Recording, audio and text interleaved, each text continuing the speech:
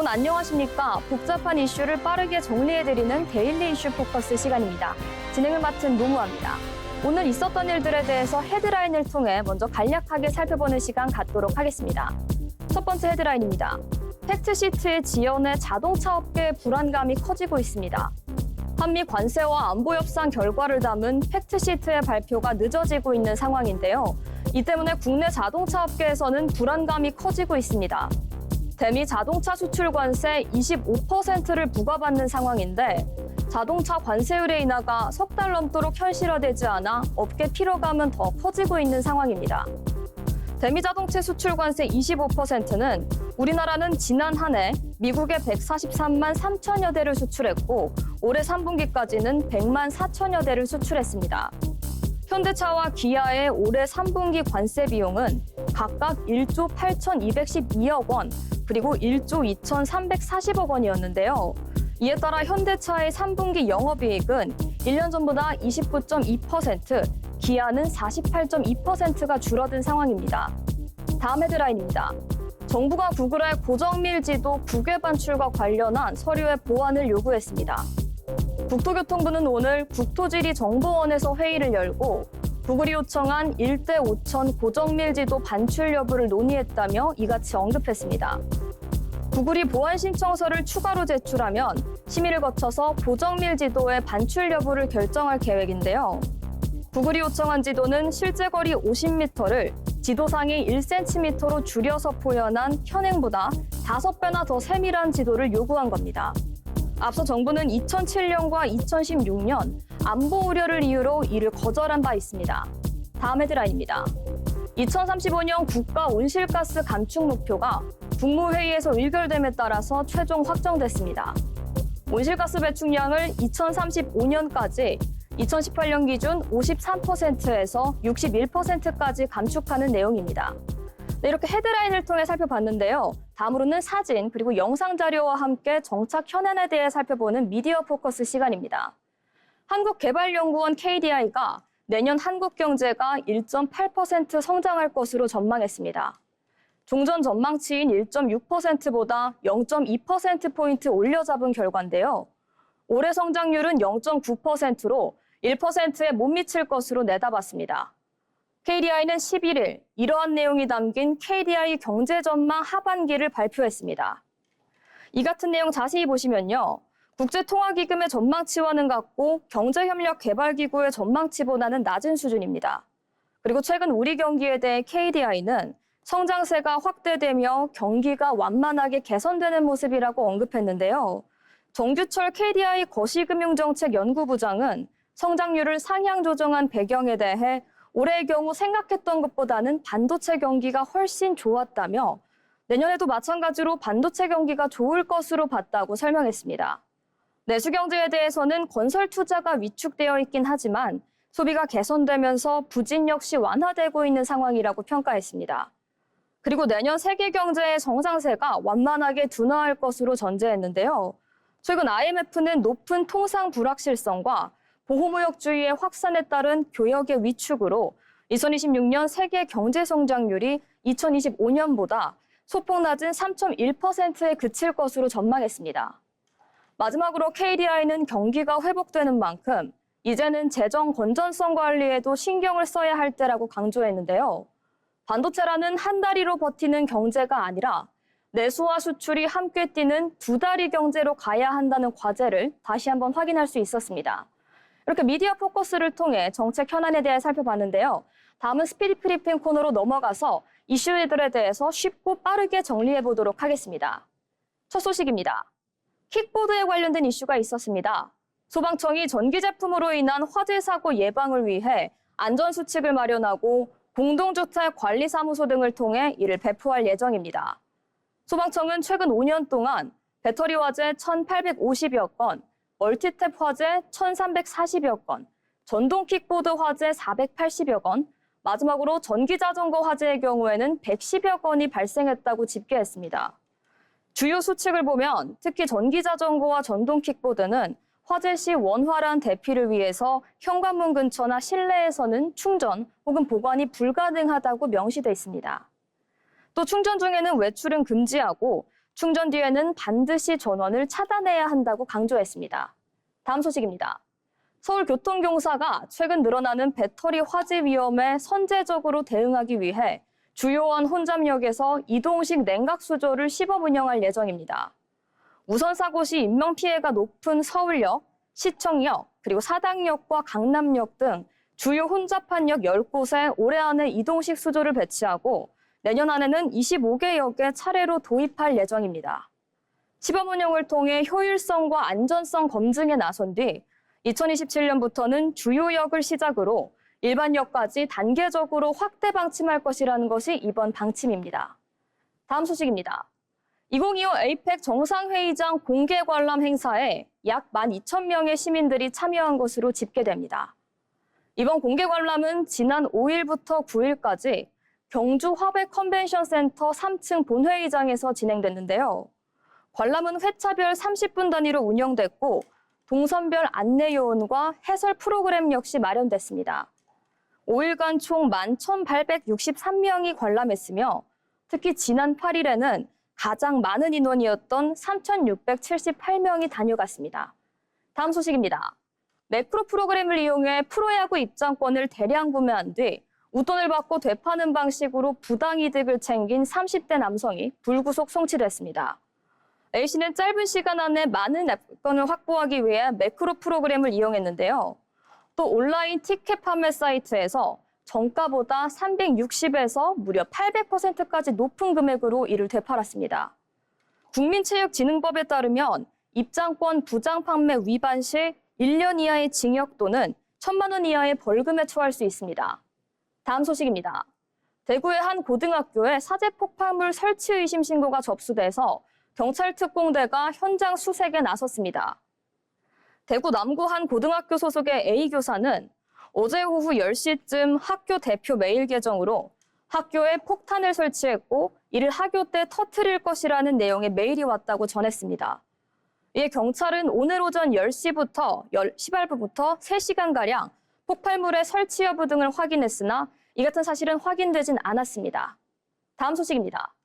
해양수산부는 김장철을 맞아 내일부터 30일까지 수산물 김장철 할인 행사를 개최합니다. 소비자들은 마트와 온라인몰에서 국내 수산물을 최대 50% 저렴한 가격에 구매할 수 있습니다. 다음 소식입니다. 전북경찰청은 임대아파트 사업자 선정 과정에서 금품을 받은 혐의로 대전지택 주택 재개발조합장 70대 A씨와 임대사업자 50대 B씨 등 2명을 구속 송치하고 브로커 등 3명을 불구속 송치했습니다. 이 같은 소식 자세히 보시면요. A씨의 경우에는 브로커를 통해 알게 된 사업자로부터 2억 4천여만 원의 현금을 받은 뒤 임대아파트 사업권을 낙찰받을 수 있도록 결탁한 혐의를 받고 있습니다. 다음 소식입니다. 오늘 13일 2026학년도 대학 수학능력시험 영어 듣기 평가가 치러지는데요. 이날 오후 1시 5분부터 40분까지 35분간 전국 모든 항공기의 이착륙은 전면 통제됩니다.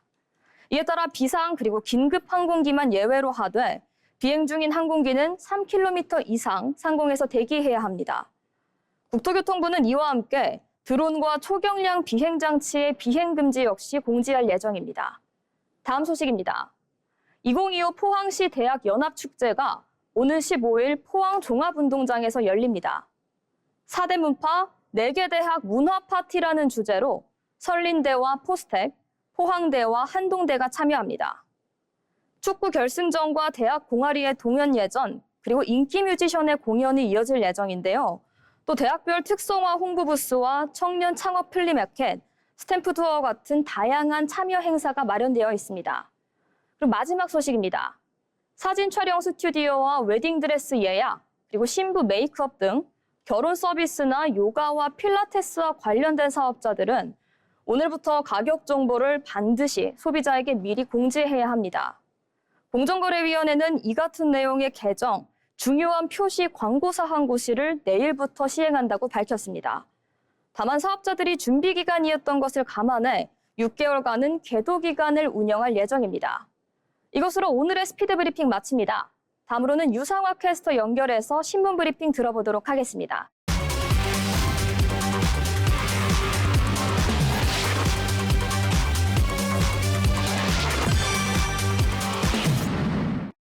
신문과 함께 지난 이슈를 짚어보는 신문 브리핑 시간입니다. 먼저 첫 번째 소식 전해드립니다. 헤드라인 보시면 최태원 도쿄서 한일 경협 물꼬 튼다라는 소식인데요. 전해드리겠습니다. SK그룹 최태원 회장이 다음 주 일본 도쿄에서 열리는 도쿄포럼 2025에 참석합니다.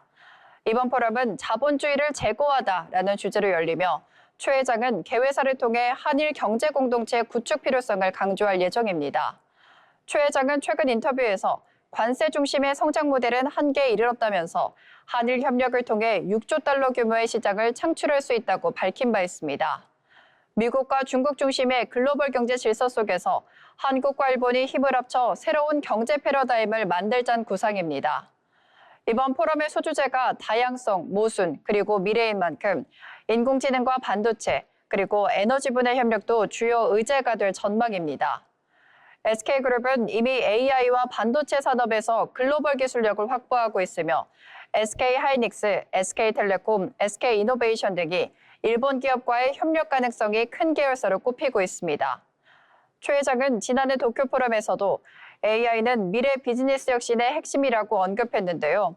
올해는 한일 경제 공동체 구상을 보다 구체적으로 제시하면서 한일 관계 개선에 또 다른 전환점을 만들 수 있을지 주목됩니다. 다음 소식입니다.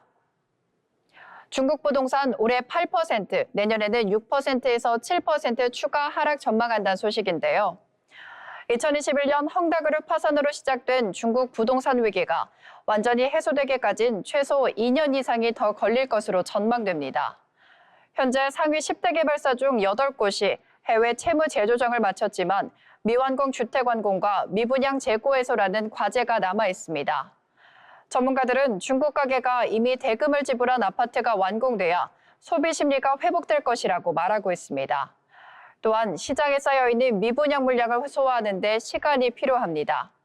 일부 지방정부는 이 물량을 매입해 임대주택으로 전환하고 있지만 근본적인 해법은 되지 못하고 있습니다. S&P는 부동산 매매가 올해 8%, 내년 6%에서 7% 추가 하락한 뒤에야 회복세로 전환될 것이라고 전망했습니다. 즉 2027년은 돼야 중국 경제가 다시 부동산 중심의 성장 모멘텀을 얻을 것으로 보입니다. 부동산 부문이 중국 GDP의 25%를 차지했던 만큼 이 침체는 중국 경기 둔화의 핵심 요인으로 꼽히고 있습니다. 다음 소식입니다. 빅테크 기업 AI 투자 자금 수조 달러 차입 검토라는 소식입니다. 마이크로소프트, 메타, 아마존, 구글 등 미국의 주요 빅테크 기업들이 AI 투자 확대를 위해 대규모 차입을 검토하고 있습니다. 블랙록 글로벌 기술 펀드를 운영하는 토니 김 매니저는 이들 기업은 순부채가 거의 없는 상태이며 재무 건전성을 고려할 때 수조 달러 규모의 차입이 가능하다고 분석했습니다. 예를 들어 구글은 1,000억 달러 현금을 보유하고 있으며 부채는 210억 달러에 불과합니다. 시티그룹에 따르면 4대 빅테크의 지난해 설비 투자액은 2,090억 달러로 전년 대비 42% 증가했고 올해는 3,200억 달러에 이를 전망입니다. 대부분이 데이터 센터와 AI 인프라 투자입니다. 물론 AI 산업은 단기적으로 수익성이 불확실하다는 점에서 리스크도 있습니다. 하지만 전문가들은 AI는 실질적 가치를 창출할 수 있는 기업이라며 장기적으로는 기업 가치 상승으로 이어질 가능성이 높다고 평가했습니다. 즉 단기 부담은 있더라도 장기 성장에는 긍정적이라는 분석입니다. 다음 소식입니다. CT, 엔비디아 목표가 220달러로 상향, 소식 전해드리겠습니다. 시티그룹이 엔비디아의 주가 목표를 기존 210달러에서 220달러로 상향 조정했습니다. 이는 엔비디아 주가가 앞으로 약 10% 추가 상승 여력이 있다고 본 겁니다. 시티의 아티프 말릭 애널리스트는 3분기 매출이 568억 달러로 월가 예상치를 웃돌 것이라며 AI칩 블랙을의 강력한 수요 덕분이라고 분석했습니다. 그는 데이터 센터용 반도체 시장 규모가 2028년에는 6,540억 달러에 이를 것으로 내다봤습니다. 또한 4분기 실적 전망도 시장 예상치보다 높을 것으로 보이며 현재 주가 수익 비율이 28배 수준으로 AMD나 브로드컴보다 저평가되어 있다고 평가했습니다. 최근 엔비디아 주가는 5.79% 상승한 199달러를 기록했습니다. AI 시장의 확장세가 이어지는 가운데 이번 실적 발표가 다시 한번 투자자들의 기대를 높일 것으로 보입니다. 다음 소식입니다. 두산 3분기 호 실적의 주가 100만 원대 탈환이라는 타이틀입니다. 두산이 3분기 호 실적을 발표하면서 주가가 다시 100만 원을 돌파했습니다. 11일 한국거래소에 따르면 두산은 전거래일 대비 7.99% 오른 101만 4천 원의 거래를 마쳤습니다. 이번 실적 호조의 배경은 반도체 시장 회복과 계열사 실적 개선입니다. 3분기 연결 기준 영업이익은 2,313억 원으로 전년 동기 대비 109.9% 증가했으며 매출은 4조 4,524억 원으로 14.8% 늘었습니다. 특히 전자 비즈니스 그룹 부문은 AI 가속기용 동박 적층판과 데이터센터용 소재 수요가 늘면서 실적을 견인했습니다. 또한 두산 에너빌리티는 체코 원전 수주를 비롯해 연내 추가 수주가 기대되고 있습니다.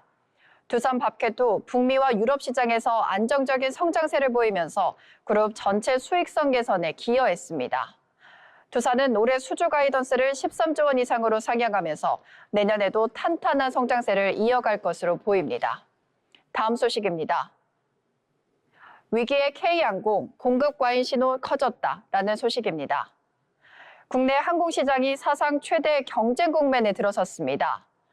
현재 대형항공사 2곳과 저비용 항공사 9곳, 총 11개 항공사가 동시에 운영 중입니다. 팬데믹 이전보다 좌석 공급은 5% 이상 늘었지만 수요는 정체돼 있어서 수익성이 악화되고 있습니다. 특히 일본, 중국, 동남아 단거리 노선에 항공사들이 집중되면서 중복 노선 경쟁이 심화되고 있습니다. 여기에 원화 약세로 리스 비용이 늘어나면서 재무 부담도 커지고 있는데요. 국내 LCC의 평균 리스 비율은 60에서 70%에 달하며 부채 비율이 500%를 넘는 곳도 있습니다. 전문가들은 단기적으로 수익성 악화가 불가피하지만 일부 대형 항공사는 중장기적으로 규모의 경제를 통해 경쟁력을 확보할 수 있을 것이라고 분석했습니다. 결국 시장 개편과 구조조정 가능성까지 거론되는 가운데 향후 항공업계의 생존 전략이 주목됩니다. 지금까지 오늘의 신문 브리핑 전해드렸습니다.